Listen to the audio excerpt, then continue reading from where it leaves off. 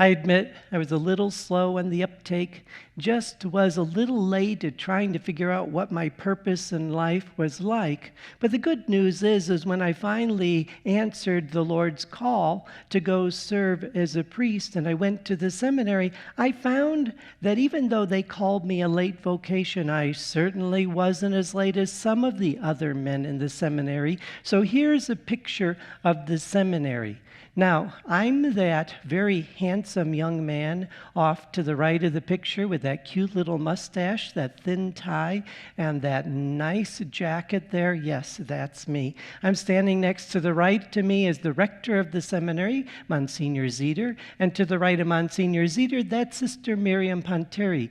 She was the Mother Superior of the Holy Name Sisters there in Spokane, Washington, and she also happened to be my spiritual director. So you see in this picture, I want you to look closely at this picture. Those are seminarians.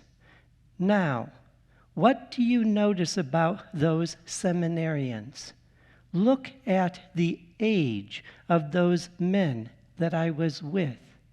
So if I was considered a late vocation, what would you consider the rest of those men?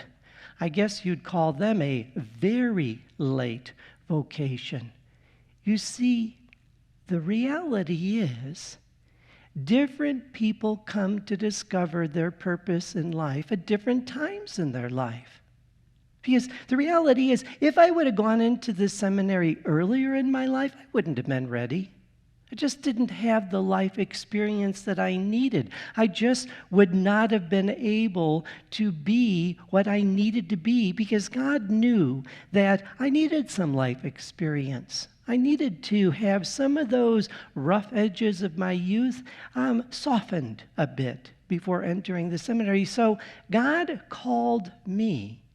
And I heard that call right exactly when I needed to hear that call. And that's important because there are some people who have come to me and they're just like, I'm getting so frustrated. I really haven't come to discover what is my purpose in life. Well, the reality is I can't answer that question for you.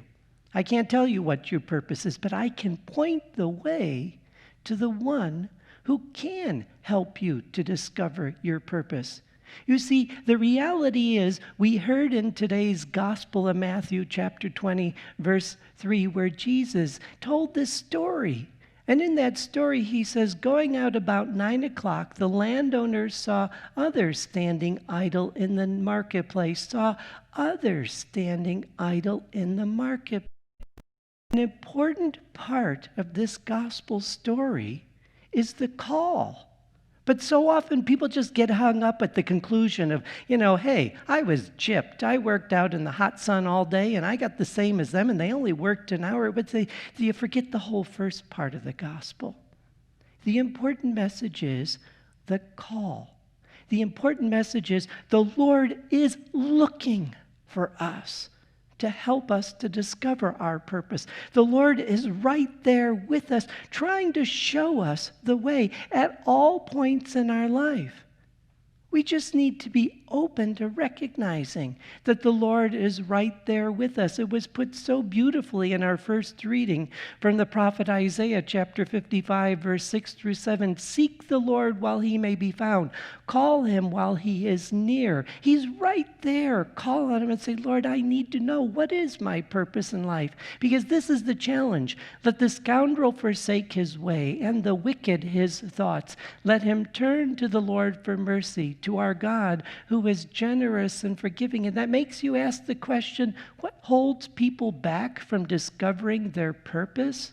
Are our thoughts and actions keeping us from seeking the Lord who is right there with us, waiting to show us the way?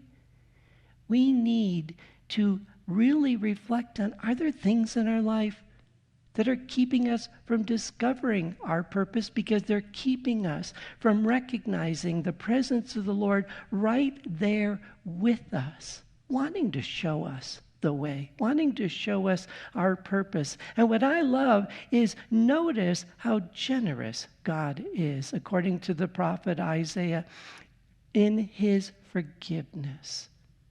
God is generous. He will forgive anything that we've done up until this point in our lives. Because the reality is, God can take anything that's happened in our lives and use it for good to help us in who we need to be. I needed everything to happen into my life before I was able to enter the seminary, to make me ready to enter the seminary.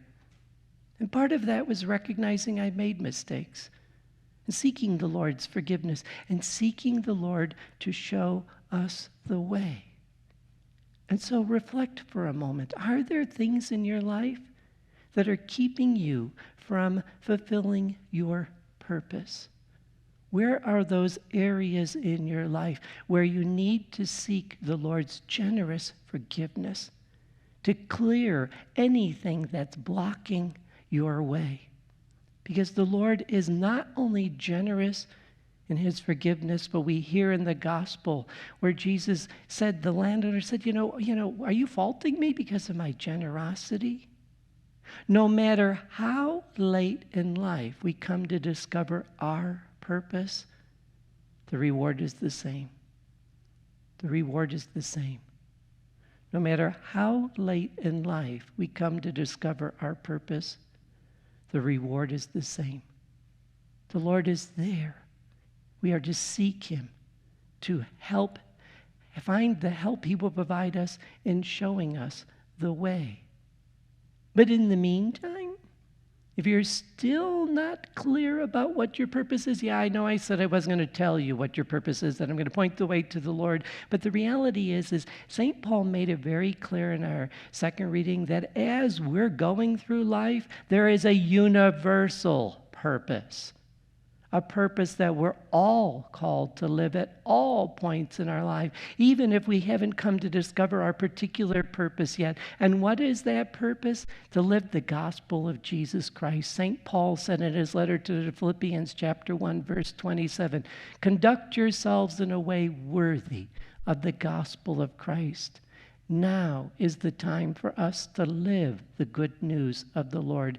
That is the universal purpose of all Christians, to live the good news of the Lord as we come to discover and develop our purpose.